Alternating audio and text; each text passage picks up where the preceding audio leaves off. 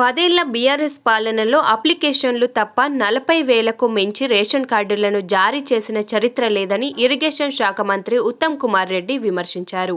జగిత్యాల జిల్లా ధర్మపురి మండలం జైనలో ప్రజాపాలన గ్రామ సభలో మంత్రి పొన్నం ప్రభాకర్, ప్రభుత్వ విప్ అడ్లూరి లక్ష్మణ్ కుమార్, ఎమ్మెల్యేలు మేడిపల్లి సత్యం, కవ్వంపల్లి సత్యనారాయణ, ఎమ్మెల్సీ జీవన్ రెడ్డితో కలిసి పాల్గొన్నారు.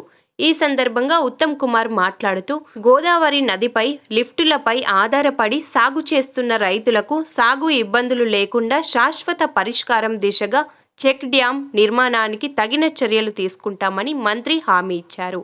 ధర్మపురి వద్ద గోదావరిపై చెక్ డ్యాం నిర్మాణంపై సాంకేతిక నిపుణులతో చర్చిస్తానన్నారు. కాంగ్రెస్ ప్రభుత్వం సీఎం రేవంత్ రెడ్డి ఆధ్వర్యంలో ప్రజల జీవితాల్లో వెలుగులు నింపే దిశగా వారి జీవన ప్రమాణాలను పెంచే విధంగా ప్రభుత్వ పరంగా తగిన చర్యలు తీసుకుంటామని అన్నారు.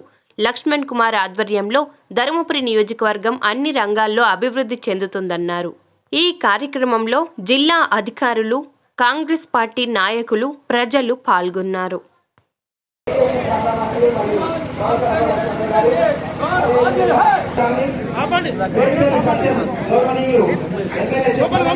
డిఆర్డీఓ గారిని, డిపిఓ గారిని, ఎంఆర్ఓ ధర్మపురి గారిని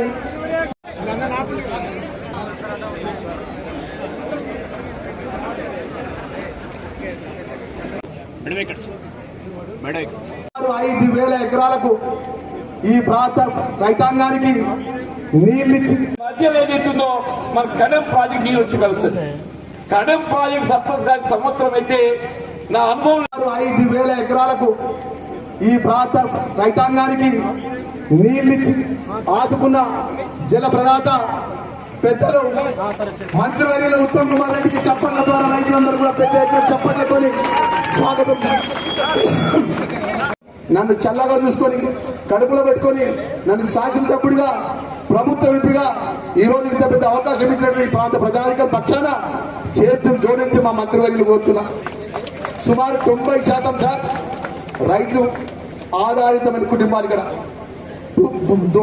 ఏదైతే అన్నదాతల లక్షలాది మందికి అన్న జీవన్ రెడ్డి గారు వచ్చి కోరిన వెంటనే రాష్ట్రంలో ఉన్న అధికారులను పిలిపించి కలెక్టర్ గారితో సమావేశం నిర్వహింప చేసి ఈ టేలెంట్ గ్రామాలను ఏదైతుందో రైతాంగాన్ని ఆదుకోవటానికి కొరకు గోదావరిని ప్రత్యేకంగా నీటి విడుదల చేయబడే విధంగా జిల్లా కలెక్టర్ గారి ఆధ్వర్యంలో సమావేశం నిర్వహింపజేసి జిల్లా కలెక్టర్ గారితో ప్రతిపాదన పంపడంతో గౌరవ మంత్రి గారు ఏదైతుందో వారు రైతు బిడ్డ.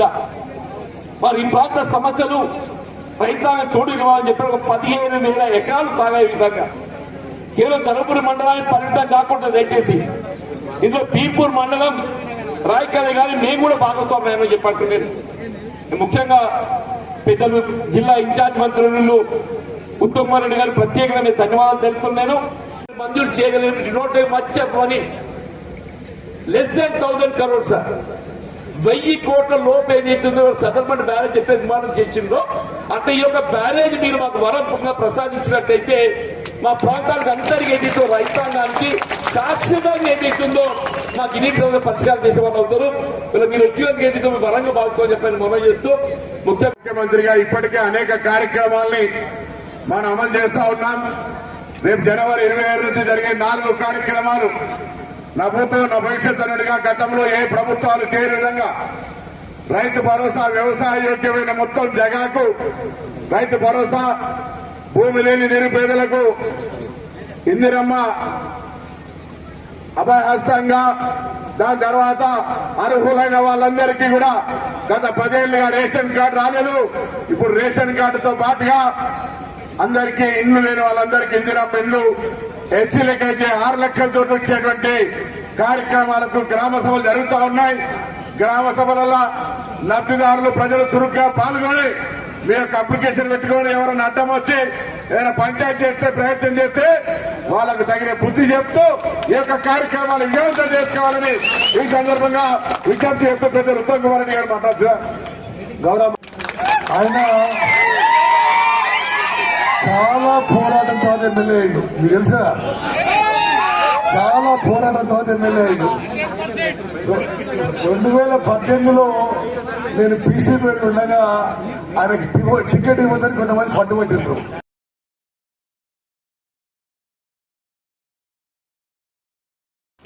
మీ అందరి ఆప్యాయత ప్రేమ అభిమానం చూసి నాకు ఇంకొంతసేపు ఉండాలని, కానీ ప్రాబ్లం ఏంటంటే ఈరోజు ఈ గ్రామ సభల సందర్భంగా నేను ముందు మానకొండూరు, ఆ తర్వాత చొప్పద, ఇది ఆ హెలికాప్టర్ది కొంత టేక్ ఆఫ్ టైమింగ్స్ కొన్ని రెస్ట్రిక్షన్స్ ఉన్నాయి కాబట్టి తిరిగి నేను హెలిప్యాడ్కి 5:30కి చేరాలి. అయినా సరే తక్కువ సమయం అయినా నేను వచ్చిన సమయం మీ తప్పనిసరిగా గుర్తుపెట్టుకునే విధంగా ఇరిగేషన్ శాఖలో కానీ నేను ఇన్ఛార్జ్ మంత్రికి కానీ శాశ్వతమైన మీకు మేలు చేసే పనులు చేపడతా అని చెప్పి సభాముఖంగా హామీ ఇస్తున్నాను. ఇప్పుడు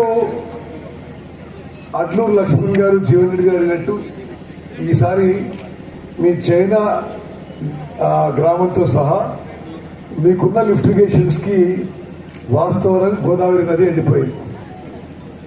పైన రిజర్వాయర్లో కూడా నీళ్లు తక్కువ ఉన్నాయి. అయినా సరే మీ అభిమాన నాయకుడు, మీ శాసనసభ్యుడు అడ్లూరు లక్ష్మణ్ గారు, పెద్దలు గౌరవనీయులు జీవన్ రెడ్డి గారు ఒత్తిడి మేరకే ఎస్ఆర్ఎస్పి నుంచి గోదావరి కొన్ని నీళ్లు వదిలిపెట్టి మీ లిఫ్ట్లు పనిచేసే విధంగా మేము చేసినాము. కానీ దానికి శాశ్వత పరిష్కారం చూసే అవసరం ఉందని చెప్పి నేను తప్పనిసరి ఒప్పుకుంటున్నాను. మరి అది ఏ విధంగా చేయాలనో కొంత సాంకేతిక నిపుణులతో కూర్చొని చేద్దాం. ఇక్కడికి వెళ్ళి కిందికి సమ్మక్క సారకెళ్తారు సరే. మరి చైనా గ్రామానికి చుట్టుపక్కల గ్రామాలకి ఏ విధంగా ఇరిగేషన్లో శాశ్వత పరిష్కారం చేయాలో తప్పనిసరిగా నేను అన్వేషించి మీ గ్రామానికి వచ్చిన సందర్భంగా మరి తప్పనిసరిగా ఆ విషయంలో ఏ విధంగా చేయాలో ముందు పోతాము అని చెప్పి అన్నలు, తమ్ముళ్ళు, అక్కలు, చెల్లు మీ అందరికీ కూడా నేను నమస్కరించి తెలియజేస్తున్నాను. వాస్తవంగా ఈ వచ్చిన కారణం ఏంటిది? 26 జనవరి నుంచి కొన్ని పథకాలు మొదలు పెడుతున్నాము. దాని గురించి ఒక 5 నిమిషాల మీతో మాట్లాడతాను.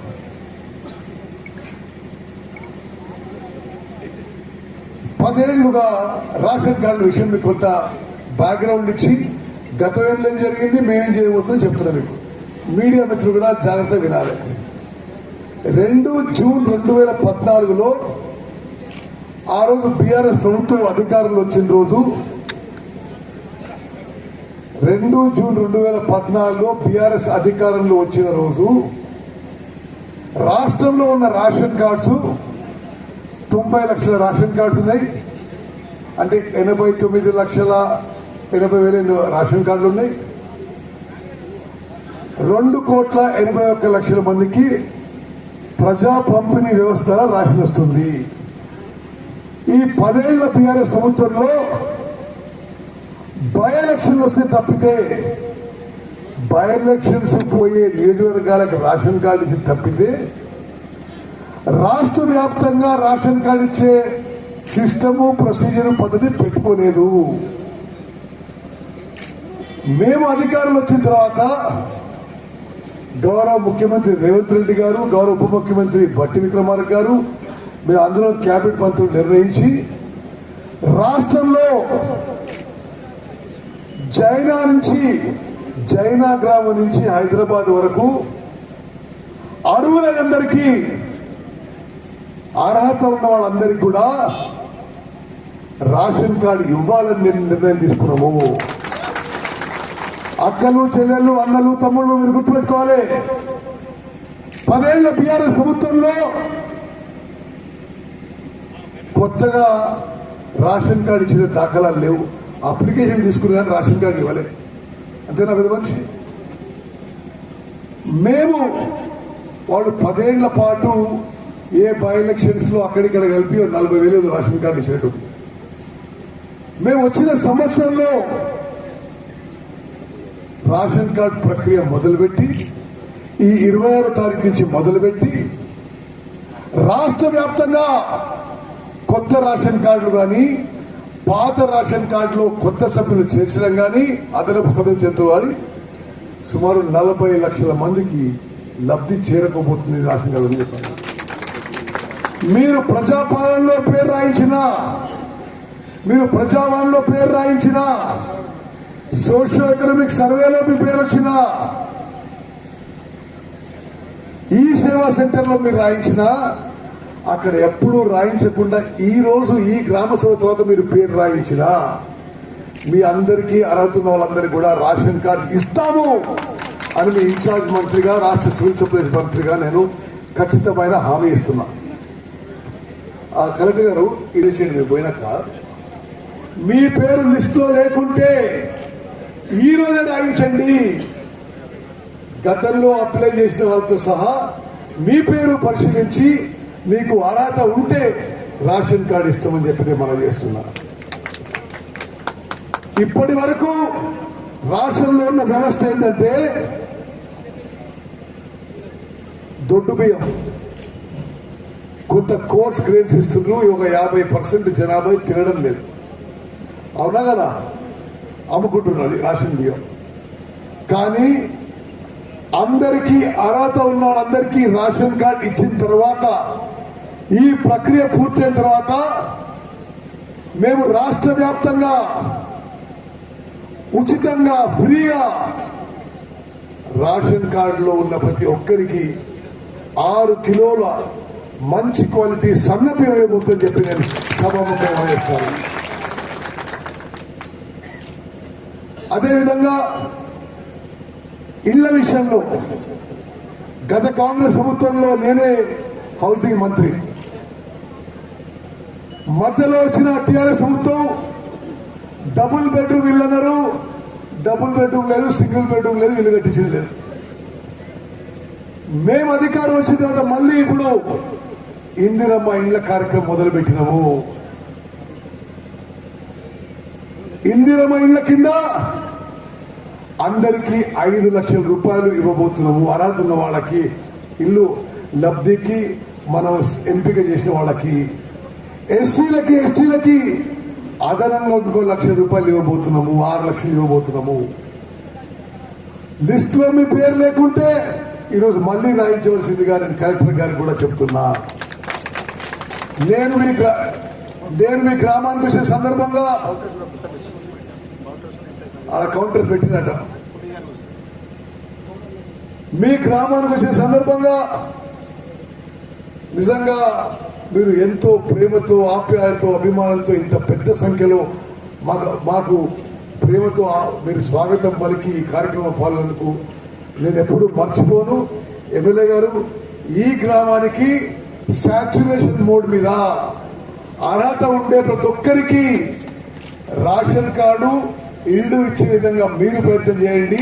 దానికి నా సహకారం ఉంటుందని చెప్పి నేను మనం చేస్తున్నాను. అదేవిధంగా రైతు భరోసా కింద గత ప్రభుత్వంలో వాళ్ళు 10,000 ఇచ్చిండ్రు, మేము 20% పెంచి ఎకరాకి సంవత్సరానికి 12,000 రూపాయలు ఇవ్వబోతున్నాము. మీరు పంట వేసినా వేయకున్నా వ్యవసాయ యోగ్య భూమికి, వ్యవసాయానికి సూటబుల్ అయిన భూమికి సంవత్సరానికి ఎకరాకి 12,000 రూపాయలు మేము ఇవ్వబోతున్నాం. 26 నుంచి మొదలైతే చెప్పి మనం చేస్తున్నాం. అదేవిధంగా చాలా మంది రైతు కూలీలు, భూమి లేని వాళ్ళు మమ్మల్ని అడిగినారు, అలా మీరు రైతులకు ఇస్తే మళ్ళీ భూమి లేని వాళ్ళకి ఎట్లా అని.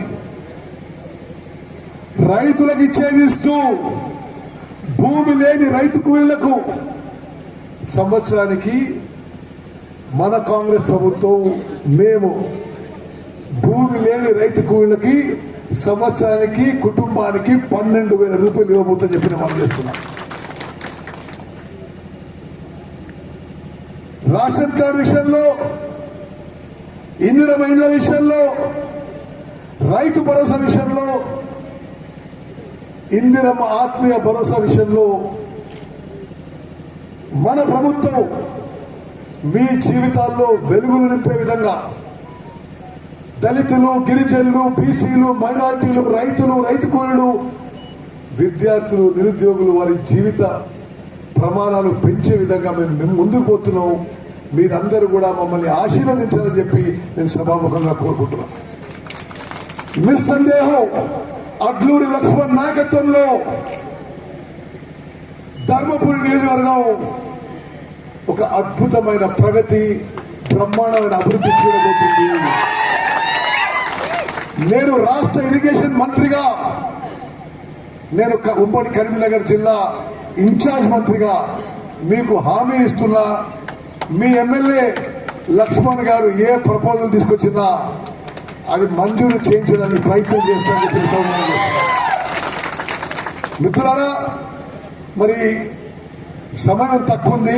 ఇందిరమ్మ ఇళ్ళు అందరి పేర్లు రాసుకునే వరకు ఈ సభ కొనసాగించండి. మరి మిత్రులారా, అక్కలు, చెల్లెళ్ళు, అన్నలు, తమ్ముళ్ళు, మళ్ళోసారి అడ్లూరి లక్ష్మణ్ గారు ఆహ్వానిస్తే వస్తా, మీ ఊరికే వస్తా, గోదావరి నది దగ్గర కొంత సమయం గడుపుతామని చెప్పి మీ అందరికీ మనవి చేస్తూ ముగిస్తున్నాను. జై హింద్.